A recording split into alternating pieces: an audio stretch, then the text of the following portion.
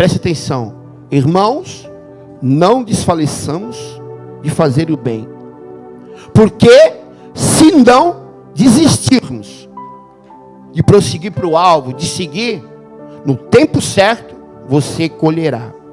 Sendo assim, enquanto temos essa oportunidade, façamos o bem a todos, principalmente aos da família da fé.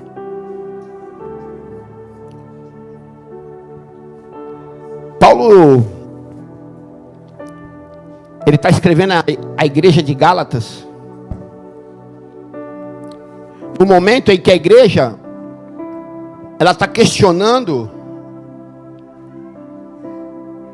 se as pessoas mais simples, que não eram os circuncidados, que não eram os judeus, eles deveriam repartir dos mesmos bens que ali eles repartiam. E Paulo está dizendo agora, sabe? Tudo que o homem planta, ele colhe.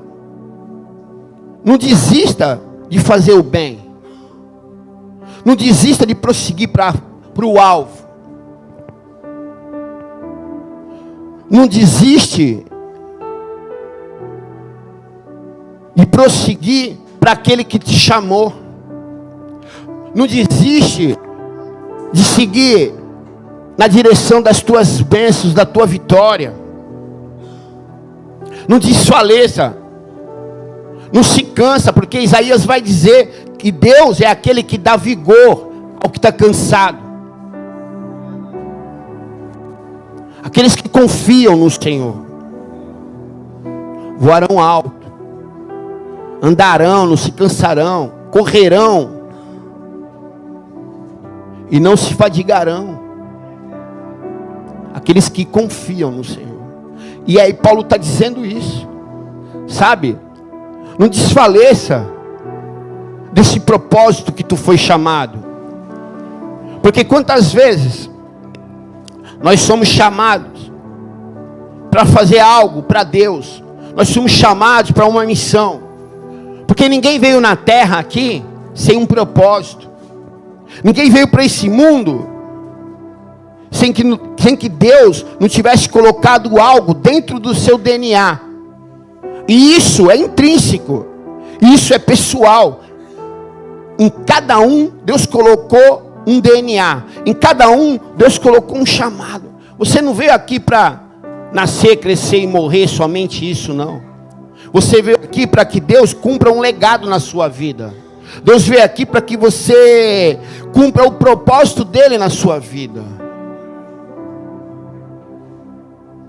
E muitas pessoas no meio da caminhada, elas desistem, elas desfalecem, elas se cansam, elas param. Paulo lhe vai dizer lá em Filipenses também, a carta aos Filipenses: irmão, não me julgue que eu tenha sido alcançado não, mas pelo contrário, fui alcançado por ele. Mas uma coisa eu faço agora, eu esqueço tudo que ficou para trás e prossigo para as coisas que estão lá na frente, para receber um prêmio, que é Jesus Cristo na minha vida. E eu prossigo para o alvo. Paulo está falando de uma atitude. Não tem como eu andar para frente olhando para trás. Não tem como eu caminhar para frente sendo que eu estou carregando um fardo nas minhas costas. Ele está dizendo assim, sabe? É preciso largar o meu passado. É preciso largar a mochila do pecado, a mochila que me afasta de Deus, para que eu possa caminhar levemente para frente. Eu preciso ter uma direção, e por isso que ele fala, eu tenho um alvo. Quem tem alvo tem direção. Quem não tem foco, quem não tem alvo, ele anda sem direção, anda ao léu, não sabe para onde vai, nem para onde vem. Mas aqueles que foram chamados, aqueles que foram predestinados ao Evangelho, aqueles que Deus colocou algo no coração, eles têm um alvo, Roberto. E esse alvo na nossa vida é Jesus Cristo. Mas em cada um de nós, Paulo não vai dizer, já estou crucificado com Cristo, a vida que vivo hoje, vivo pela fé no Filho de Deus que me amou e se entregou por mim. Não é mais ele que vive, mas é Cristo que vive nele. E esse Cristo quer cumprir em você um propósito. Esse Cristo, Ele quer cumprir em cada um de nós um legado, deixar uma marca. Ninguém veio aqui só para cuidar da própria vida. Nessa terra seria uma vida muito banal. Deus não te criou para mente. Deus tem um propósito e Ele confia muito em cada um de nós. Deus, Ele quer algo maior de mim e de você. Resgate de vida, salvação, cura, libertação. O profeta Isaías, no ano que morreu o rei Urias, ele fala que ele sobe aos céus. E ele tem uma revelação. Ele vê o Deus sentado ao alto sublime trono. E ele vê os serafins. E ele fala: ai de mim, que sou um homem impuro, de lábios impuros, que vive no meio de um mundo impuro, de um povo impuro. Quando ele se declara assim, ele está falando: sou pequeno, sou pecador, Senhor. Mas ele diz aqui, ó: eis-me aqui, Senhor. Com todas as falhas, Deus não quer saber do teu tamanho. Deus, Ele quer manifestar em coisas pequenas, coisas grandes. Deus quer fazer de você algo grande. Deus quer trabalhar na tua pequena força, porque é na pequena força de um homem, de uma mulher, é que Deus manifesta o poder dEle. Quando estamos fracos, nos tornamos fortes. Quando achamos que não conseguimos, é aí que conseguimos. Mas no meio do caminho, no meio do percalço, nós passamos lutas, nós passamos tribulações, dificuldades, tsunamis enormes, coisas que faz com que o nosso coração desfaleça, faz com que a nossa fé diminua. Porque quando tudo vai bem, é fácil. Mas e quando as ondas, os de repentes da vida chicoteiam o barco? Quando estamos na caminhada fazendo aquilo que Deus quer, e as ondas gigantes de repente se formam na nossa vida, ali vai dizer quem nós somos verdadeiramente. É nesse momento que o poder ele se manifesta. É nesse momento que Deus trabalha. Porque Deus só vai agir na minha vida e na tua vida quando eu e você, ou quando qualquer um não tiver mais poder para fazer nada. Que aí vem o impossível dele na tua vida, vem o Shekinah dele, vem o poder dele. Aí ele realiza o milagre. Quando nós tentamos de tudo, com nossas mãos, com todo o conhecimento humano, porque ele vai dizer assim: aquilo que é impossível para o homem, é possível para Deus. Quando tu não consegue, é Ele que consegue por você. Mas eu preciso abrir o meu coração. Eu preciso atrair essa presença. Eu preciso ser igual aquela sunamita, que quando o seu filho está morrendo, ela vai ao encontro do profeta. E no meio do caminho vem um homem.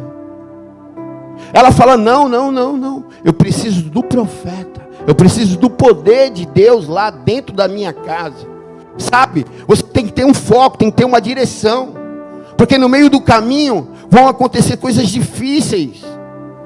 No meio do caminho você vai querer parar, no meio do caminho você vai querer desistir. E Deus te chamou exatamente dessa maneira, porque Ele sabia que você ia querer desistir, ia querer parar. Mas Ele confia em você. É o que o Espírito Santo vem falando no meu coração, sabe? Essa semana: Charles, eu confio em você. Sabe? Eu confio em você. Sabe? Porque quando estamos oprimidos, cansados, Ele não fala assim: vinde a mim. É justamente quem está cansado e oprimido. O meu fardo é leve, o meu jugo é suave. Vinde aprender de mim, que sou manso e humilde de coração. Deus está te chamando para uma obra. Depois de uma grande guerra, existe uma grande vitória. Ninguém luta uma grande guerra e passa por ela sem receber uma vitória. Os grandes reis que eram temidos naquela época, eles vestiam um pano real de cauda muito longa, e quanto mais longo era, mais temido esses reis eram pelos adversários, porque eles sabiam que aquela cauda, quanto mais longa era ela, mais batalha eles tinham vencido, mais batalha aquele rei tinha vencido, então ele era temido. Sabe, as tuas lutas são as tuas cicatrizes, são esses panos longos, em que teu adversário vai olhar lá do lado de fora e vai dizer assim: eu até tentei derrubar, eu até tentei parar, mas o Deus de Israel, Deus de Abraão, Deus de Isaac, Deus de Jacó, estava com ele, está com ele até esse exato momento. E ele está de pé lá na Valente de Cristo, sentado na igreja hoje, glorificando a Deus, abrindo a boca dele no meio da luta e dizendo: grande é o Senhor, o Rei dos exércitos, aquele que fez o céu e a terra sobre a minha vida. Sabe, ele tinha todos os motivos nessa noite para desistir, todos os motivos para murmurar nessa noite, mas ele está lá na Valente de Cristo, em meio à luta dele, em meio às batalhas, em meio às dores, em meio às adversidades, glorificando o nome de Deus. E é assim, Deus, ele não vai te livrar de nenhuma batalha. Deus, ele vai te livrar nas batalhas.